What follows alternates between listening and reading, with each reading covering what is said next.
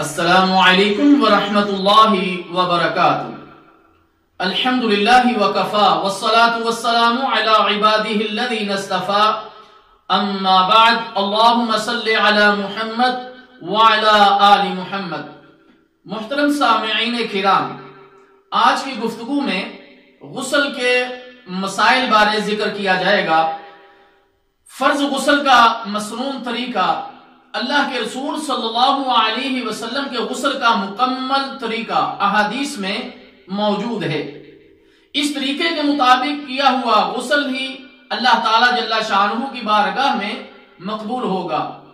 رب کائنات کا ارشاد ہے: اعوذ باللہ السمیع العلیم من الشیطان الرجیم، یا ایہا الذین آمنوا اطیعوا اللہ واطیعوا الرسول ولا تبطلوا اعمالکم. اے ایمان والو، اللہ اور اس کے رسول صلی اللہ علیہ وسلم کی اطاعت کرو اور ان کی اطاعت سے منہ موڑ کر اپنے اعمال کو برباد نہ کرو. میرے محترم دوستو، مسنون غسل کا طریقہ، جیسا کہ آپ جانتے ہیں کہ ہر کام کا دار و مدار نیت پر ہے، لہذا غسل کرتے ہوئے طہارت کی نیت کریں. پہلے اپنے دونوں ہاتھ دھو کر بائیں ہاتھ سے گندگی صاف کریں اور استنجا کریں. مٹی یا صابن وغیرہ سے ہاتھوں کو پاک کریں.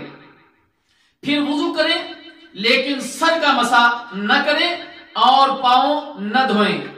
وضو کا تفصیلی مسنون طریقہ ہم پچھلے درس میں ذکر کر چکے ہیں، تو اس کو دوبارہ سن لیجئے.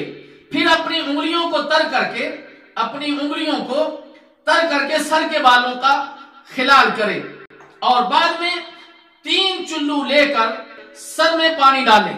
3 چلو لے اور اس کے بعد 1 چلو لے سر میں ڈالیں، پھر دوسرا اور پھر تیسرا، اور بالوں میں انگلیاں ڈال کر اچھی طرح ملیں تاکہ بالوں کے نیچے جلد تر ہو جائے.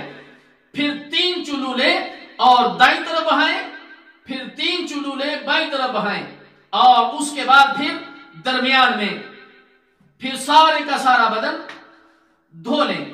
غسل والی جگہ سے ایک طرف ہو کر پاؤں کو دھو لیں. صحیح بخاری اور صحیح مسلم. اگر عورت نے غسل جنابت کے وقت سر کے بالوں کی میڑیاں کی ہوئی ہیں تو انہیں کھولنا ضروری نہیں، بلکہ 3 چلو پانی بہا دینا ہی کافی ہے. صحیح مسلم.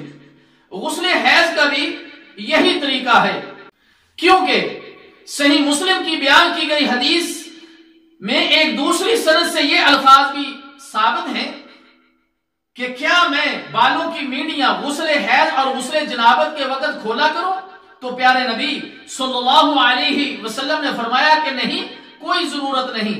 اور صحیح بخاری 316 اور سلسلہ صحیحہ 188 وغیرہ کی جس حدیث میں ہے کہ آپ صلی اللہ علیہ وسلم نے بی بی عائشہ الصدیقہ رضی اللہ تعالی عنہ کو سر کے بال کھولنے کا حکم دیا تھا، وہ غسل حیض نہیں تھا بلکہ غسل احرام تھا، کیونکہ اس وقت تک تو بی بی عائشہ صدیقہ رضی اللہ تعالی عنہ پاک نہیں ہوئی تھی. میرے محترم دوستو، غسل میں صابن کا استعمال، صابن اور شیمپو وغیرہ غسل جنابت کے لیے ضروری نہیں.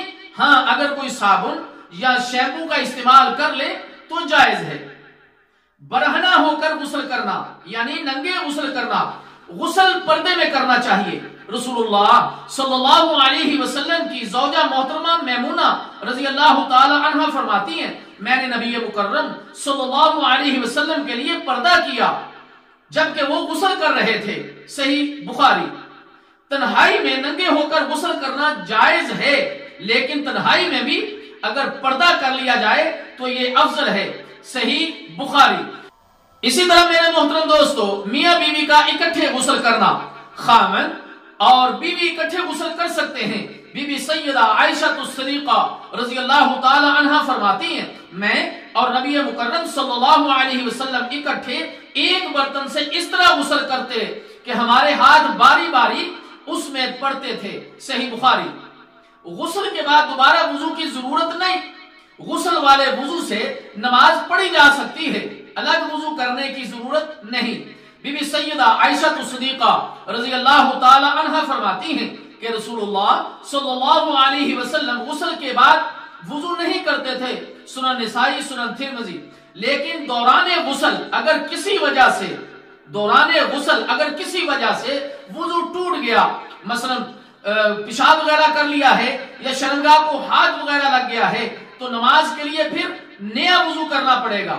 اور اگر کوئی شخص بغیر غسل فرض ہونے کے فرض غسل جیسا غسل کر لیتا ہے تو وہ بھی غسل والے وضو سے نماز پڑھ سکتا ہے۔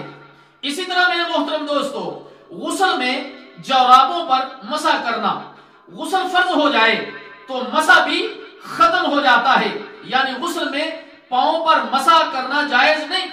اسی طرح میرے محترم دوستو، غسل میں کتنا پانی استعمال کرنا چاہیے؟ طہارت میں پانی بقدر ضرورت ہی استعمال کیا جا سکتا ہے۔